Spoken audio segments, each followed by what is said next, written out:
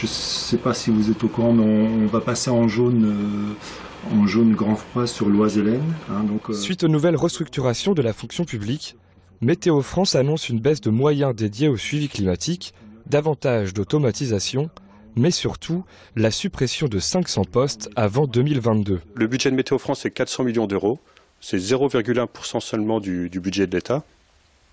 Pourtant, chaque catastrophe naturelle se traduit par des dégâts de l'ordre de 10 à 100 milliards d'euros. C'est-à-dire un ordre de grandeur bien supérieur, quoi. Investir dans Météo France, ça ne doit pas être considéré comme un coût, ça doit être considéré comme un investissement extrêmement rentable pour notre société. Concrètement, ces suppressions de postes concerneraient des départs en retraite non remplacés, un argumentaire suffisant pour faire réagir les syndicats.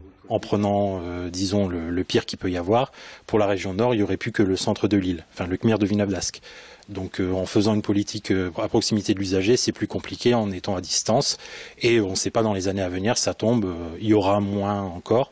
Et on peut même aller jusqu'à une centralisation tout sur Toulouse.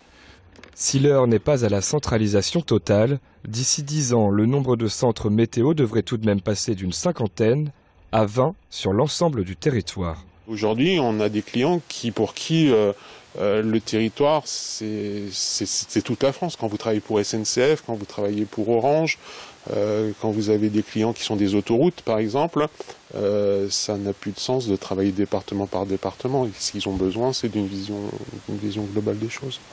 À Villeneuve-d'Ascq, une quarantaine de postes devraient être supprimés d'ici 2022. C'est la moitié de l'effectif actuel.